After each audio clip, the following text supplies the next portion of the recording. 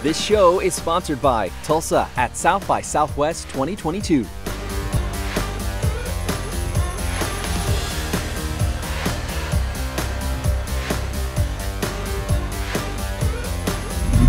Hey everyone, I'm Trevor Scott. Welcome to South by Southwest 2022. This event has been a long time coming because it's been 3 years since the world descended on Austin for 10 days of music, film, tech, education, and so much more. But the festival is back, and let me tell you, it is bigger and better than ever. We're so excited to share some of the highlights of this year's global event with you, and what better way to kick it off than with world premieres and red carpets.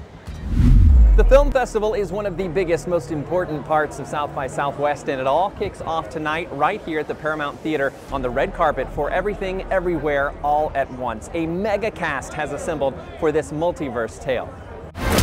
It does not look good. Everything, Everywhere, All at Once was written and directed by a duo who know South by Southwest very well. Daniel Kwan and Daniel Scheinert have several South by awards already under their belt, but this trip isn't quite the same. This is a huge, huge film. What does this feel like now? And is it the same? Is it different? You have the same jitters, the same butterflies? It is so different. Like, honestly, we're still figuring it out. Yeah, exactly. We didn't talk to you back in 2011. This is wild. Yeah. It's a dream because South by Southwest is my favorite festival, and to have South by be the stepping stones all along the way. You know, we come almost every other year for the past decade, and it feels really good to be back and showing something we're really proud of to this audience. And not to make like a multiverse joke, but you have kind of assembled like an Avengers-style cast. It's incredible. We wrote the movie, and then as we started trying to cast it, like things just fell into place where these are the people who kind of had to play the parts. Yes. Michelle, James, Key, and Steph all made the parts their own. As an actor, you are no stranger to really kind of fantastical, incredibly creative universes. Yes. I understand, though, that this is one that we're not even prepared for. Have you, as an actor, seen anything like this? No, I have not. I must say, in all honesty, I have not. Oh, I didn't have a clue what this was about. I read it once, couldn't understand it, but I understood what the part was that they wanted me to play. You know, I've been privileged to be in space with Star Trek Discovery, in Shang-Chi with the mythical, magical kingdom. But this is what is interesting about is a real, ordinary housewife who's trying to do her finish at Texas, but gets dragged into this multiverses, because every time we make a decision to do something, it breaks off into another universe. I'm sure we all wonder sometimes, if we get a chance to go back, would we do it differently? And she had a chance to do that. From the moment that I met the Daniels, I was just like, they don't make them like that, period. They are not only visionaries and incredible filmmakers, but they have so much heart and they care so deeply about humanity. And I feel like that is why this movie works. Oh my God, I'm speechless.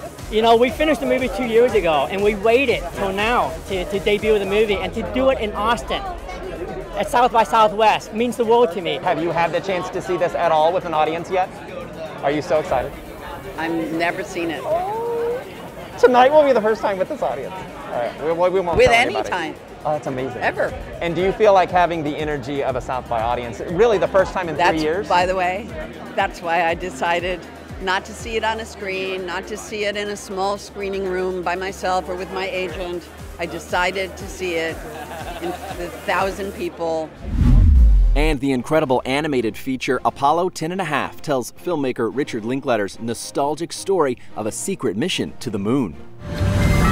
T-minus 60 seconds and counting. Ignition sequence starts. 6, 5. This is not your story. It is it is my story. Okay. It's not point by point autobiographical, but I was there. I was a kid. I'm trying to tell an entertaining story, but yeah, you know, it's personal. I'm that kid to some degree. Being authentic was something really important to you, and you really tried to make this of the era in every way.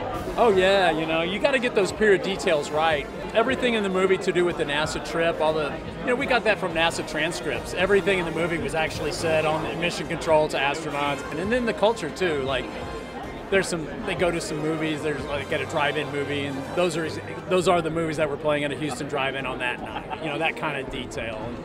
And that canned ham was what my family ate on Tuesday nights. So, you know. I mean, I'm really, really excited to have my family here. I mean, obviously born and raised in Austin, to be with this guy who, you know, this is our third team up together, and it's just such a special movie. This is like, you know, to premiere a movie at South by Southwest with Richard Linklater, it just doesn't get any better. It's just awesome. I've been wondering why everybody's responded to this movie, and it feels like it's about childhood and dreaming and roaming. It's just something that we haven't been able to do all together in a long time. And there's these collective moments together in this movie that really are just loaded with magic. And I feel like it's what we're all craving. The thriller Master finds 3 women of color at the center of a dynamic ghost story with hauntings both spiritual and cultural. That I'm ferreting out who's been terrorizing the student body. You know, there are some literal, you know, more reality hauntings. The characters are haunted by the institution's past. And then there is a legend of a woman who's hanged for witchcraft and a possible ghost that is tormenting the characters as well. So bringing in all those different elements was a lot of fun. When I read the script, I kept thinking about it over and over as opposed to just like you read something and you put it down. Like it really stayed with me. This is the first time we will have like a festival audience. Oh, nice. So it's kind of a big deal. And Master is, you know, it's a thriller horror of sorts. So it is a movie best experienced not alone. We're watching a movie based on 3 different women of color, and I don't know if you've ever really seen that in this space. What campus looks like when you may be the only person that looks like you. 2 beloved titans of American music join forces in the heartwarming documentary, The Return of Tanya Tucker. Wait, Loretta Lynn? Loretta Lynn. She calling you asking if you need any money? She always worried about me having, you need any money? You know, Brandy and Tanya and the story of them together is the intergenerational friendship and the joining forces of those and seeing them build this relationship. Not just creatively, but also personally. And the work that Brandy did to also recognize her hero, to grab her hero by the hand and encourage her to come back to the spotlight and do what she does best. Oh, yeah, love and admiration, which is long-standing since I was a little girl and sort of woven into the fabric of who I am, like as a singer and as an artist. I never met Brandy, and when I first met her, it was instant. And several other red carpets were red hot this South by season, with stars like Nicolas Cage playing Nicolas Cage and Pedro Pascal for the wild flick The Unbearable Weight of Massive Talent. Sandra Bullock and Daniel Radcliffe were here for their premiere of the adventure comedy The Lost City. And The Magic Johnson was in ATX for the premiere of his 4-part docu-series They Call Me Magic.